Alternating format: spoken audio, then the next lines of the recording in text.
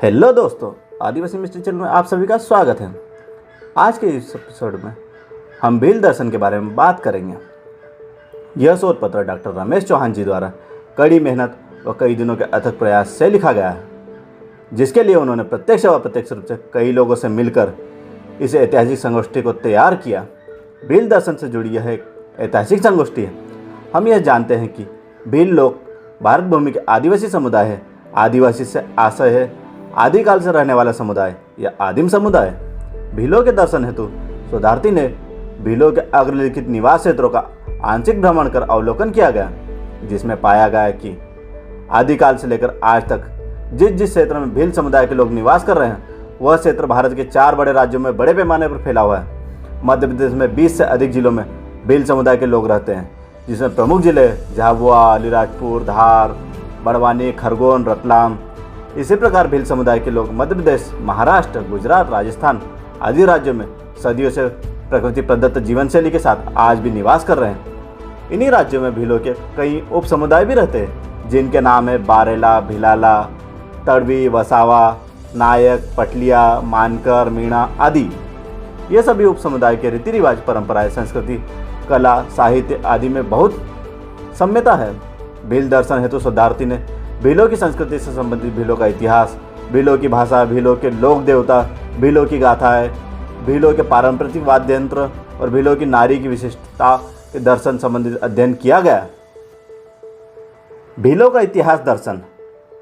भीलों के ऐतिहासिक दर्शन करने से ज्ञात होता है कि भीलों का भारतीय स्वतंत्रता संग्राम में विशिष्ट योगदान रहा है। यह भी सत्य है कि स्वतंत्रता संग्राम से पहले भी भीलों का इतिहास गौरवान्वित करने वाला रहा है। महाराणा प्रताप को पहचान उस समय मिली थी जिस समय भील लड़ाकू पुंजा भील ने अपनी विशाल भीली सेना का नेतृत्व करते हुए मुगलों से युद्ध किया और महाराणा प्रताप सिंह का सहयोग किया। बाद में महाराणा प्रताप सिंह को युद्ध में सफलता मिली।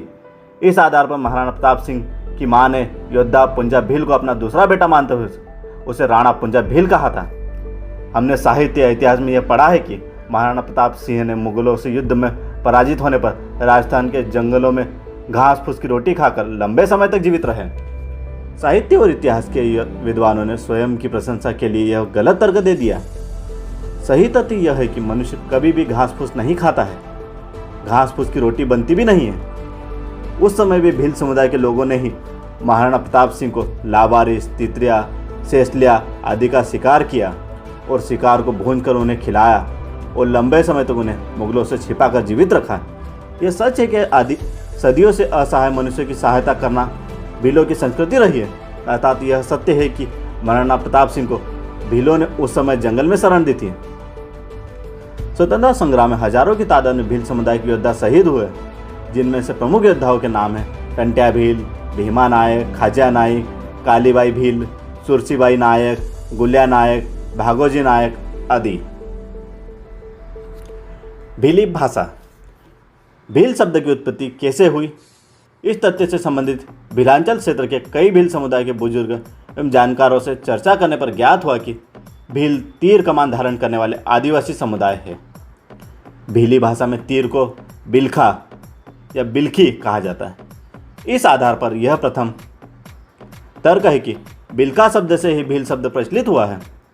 वर्तमान में यह भील शब्द भील समुदाय के लोगों को साहसी और कभी न समर्पण करने वाले आदिवासी समुदाय का परिचय देता है।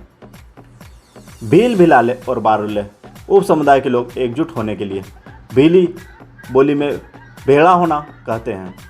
यह सत्य है कि भील समुदाय के लोग एकत्रित होकर ही समाज की संस्कृति और आदिम सभ्यता का निर्वाह सदियों से करते आए हैं। इस आधार से यह भी हो सकता है कि भेड़ा होना शब्द बाद में भील समुदाय की पहचान बना।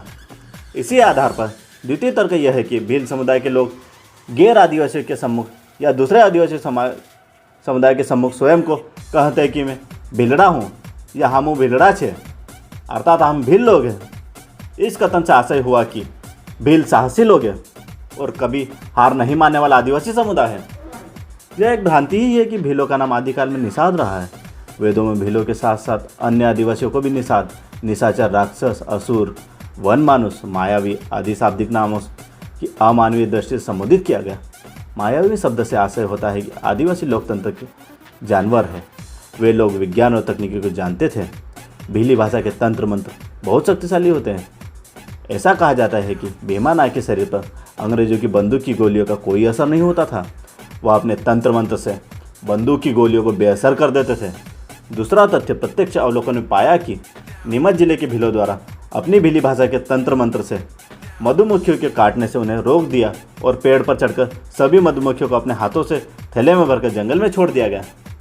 इस आधार पर यह कहना उचित है कि भीली भाषा के सम्मुख संस्कृत भाषा के श्लोक और तंत्र मंत्र कुछ भी नहीं है। भीलांचल के विभिन्न भीलों के गाँव में भ्रमण में पाया कि भीलों की भाषा समृद्ध भाषा है। सुबह से लेकर शाम तक उनमें लोक व्यवहार के लिए उनके पास भीली भाषा के ढेरों शब्द हैं। यह भी पाया कि उनके त्योहारों और संस्कारों से संबंधित भीली भाषा के कई शब्द भंडारण उनके पास मौखिक साहित्य के रूप में उपलब्ध है, जिसका वे समय समय पर बोलचाल के में उपयोग करते हैं। भीलों के लोक देवता। भीलों के लोक देवता कोई और नहीं, उनके पूर्वज अर्थात उनके पुरखे होते हैं। जैसे धारण, भीलों के प्रत्येक मकानों में उनको धारण करने वाली अर्थात उनकी कुल देवी स्थापित की जाती है। धारण की पूजा कोई भील समुदाय के लोग कुल देवी की पूजा करना करते हैं। ये भीलों की लोक देवता मानी जाती है। ऐसा माना जाता है कि जब से भीलों की उत्पत्ति हुई है तब से धारण कुल देवी की प्रतिमा उनके मकानों में स्थापित है। उनके मकानों में यह धारण भीलों का पूजा स्थल होता है। विवाह के आयोजन में धारण की विशिष्ट पूजा को भील समुदाय के लोग घिसरी पूजन कहते हैं। बाप देव, भीलों के उनके सभी गांवों में आदिकाल से उनके लोक देवता बाप देव स्थापित है। भीली भाषा में बाप देव को बाबूड़ा कहा जाता है। बाबूड़ा शब्द का अर्थ है बूढ़े बूढ़े बाप, दादाओं के दादा। इस स्थान पर भील लोग अपने पुरखों को याद करते हैं। महुए की दारू तरपते हैं। भीलों में विवाह आयोजन में भी बाप देव की विशेष पूजा की जाती है। तीसरा, रानी काजल माता। ऐसा माना जाता है कि भीलों के निवास क्षेत्र के समीप ऊंची ऊंची पहाड़ियों पर भीलों के सभी गांवों में सदियों से रानी काजल माता की प्रतिमा स्थापित है। यह भी भीलों की लोक देवता है। शोध कार्य से ज्ञात हुआ कि वर्षा ऋतु में सूखा पड़ने की स्थिति में भीलों द्वारा अपनी लोक देवी रानी काजल माता की पूजा करते हुए गायना गाते हैं, जिसे हिंदी में गाथा कहा जाता है। चौथे हैं गुहा बाबा। गुहा बाबा को भील समुदाय के लोग पशुओं के लोक देवता कहते हैं। यह ज्ञात हुआ है कि भीलों में दिवाली को पशुओं का पर्व माना जाता है। इस अवसर पर वे अपने पशुओं को गुहा बाबा की परिक्रमा करवाते हैं और गुहा बाबा से विनती करते हैं कि वह भीलों के पशुओं को सुखी और निरोगी बनाए रखें। पांचवें, सात माताएं। सात माताएं भी भीलों को लोक देवता मानी जाती है। ऐसा माना जाता है कि उनके गांव में किसी प्रकार की बीमारी को रोकने का कार्य सात माताएं करती है। प्राकृतिक प्रकोप से संबंधित बीमारियों के लिए भीलों में सात माताओं की पूजा की जाती है और मन्नत ली जाती है। इसी आधार पर यह सत्य है कि भीलों में अपने लोक देवताओं के प्रति अटूट विश्वास होता है। भीलों का गायना गाथा है। भीलों द्वारा प्रमुख रूप से गायना गाया जाता है। उसमें से रानी काजल माता, झाड़ फूक, बड़वा, ख्याल, पिठोरा बाबा, नवाई पर्व आदि सभी गावना में भीलों की विशिष्ट संस्कृति का परिचय दिखाई देता है। उनकी विशिष्टता यह है कि उनके द्वारा जो गाथा गाई जाती है वह लिखित रूप में नहीं है, वाचिक रूप में भीलों के गायन आज भी जीवित है।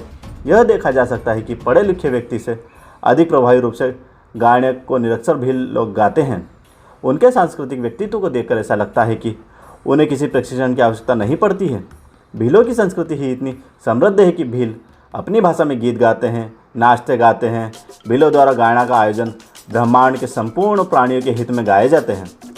जीव उत्पत्ति की अवधारणा अर्थात परिकल्पनाओं से लेकर वर्तमान समय तक का मौखिक रूप से गायना किया जाता है। जो व्यक्ति यह कथा गाकर सुनाता है उसके गीत को ढाक वादन के साथ गायना कहते हैं। इस गायने पर जो बड़वा नाचते हुए नृत्य करता है उस पर बड़वा ख्याल की गाथा भी कहा जाता है। जिन्हें गायना की संपूर्ण मौखिक जानकारी होते हैं वे समूह में ढाक, डमरू के आकार का वाद्य यंत्र होता है जिसे भीली भाषा में ढाक कहते हैं, बजाकर गायना के गीत गाते हैं और जब तक गायना के प्रारंभ से लेकर उसके आखिरी तक गाया जाता है। गायना के समय बीच बीच में बड़वा को ढाक बजाकर और गीत गाकर रात भर नाचते हैं। भीलों के पारंपरिक वाद्य यंत्र। वर्षा ऋतु में भीलों द्वारा बजाए जाने वाले उनके पारंपरिक वाद्य यंत्रों में ढाक, पाउलू, पिया, बांसुरी आदि है। इन वाद्य यंत्र की मधुर तरंगे पृथ्वी के संपूर्ण जीव सुनते हैं और महसूस करते हैं। भील समुदाय के लोग अपने पारंपरिक वाद्य यंत्र से जो तरंगे उत्पन्न करते हैं उन्हीं तरंगों के माध्यम से वे अपने पूर्वजों को उनके त्योहारों के लिए आमंत्रित करते हैं।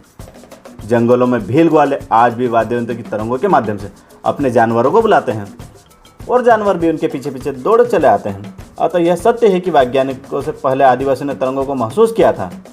भीलों की पूजा पद्धति पूर्ण रूप से प्रकृति को समर्पित होती है।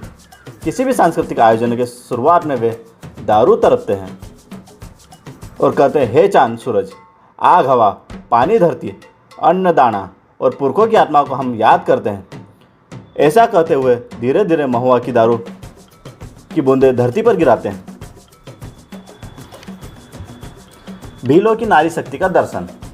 भील दर्शन में नारी शक्ति का विशिष्ट स्थान है। भीलों में महिला को जोड़ीदार कहा जाता है, परंतु यह सच है कि किसी महिला का पति आदतन शराबी होकर उसे प्रताड़ित करता है तो वह भीली महिला गैर आदिवासी महिलाओं की तरह जहर पीकर आत्महत्या नहीं करती है। वह संघर्ष करती है, हालात को संभालना जानती है। यदि हालात नहीं सुधरे तो वह पति को भी त्याग देती है। दूसरा घर बसाने की भील समुदाय में सामाजिक मान्यता है, बहिष्कार नहीं होता है। इस दृष्टि से भीली को नारियों को बहुत स्वतंत्रता है। निष्कर्ष यह है कि भीलों की संस्कृति, भाषा, साहित्य, इतिहास सर्वोच्च है। उनका साहित्य मौखिक रूप से उनके पास है। यही मौखिक परंपरा उनकी संस्कृति को जीवित रखने का कार्य कर रही है। डॉक्टर रमेश चौहान जी, जो कि एक हिंदी विभाग के अध्यक्ष एवं सहायक प्राध्यापक रहते हुए एक सामाजिक कार्यकर्ता भी है, जिन्होंने समाज पर रिसर्च करते हुए कई लेख लिखे जो समाज के लिए महत्वपूर्ण है और आगे भी अपनी खोज जारी रखे हुए हैं। आदिवासियों के मौखिक इतिहास को जिस तरह वह साहित्य का रूप दे रहे हैं, वो वाकई में समाज के लिए एक नई दिशा और प्रेरणा है।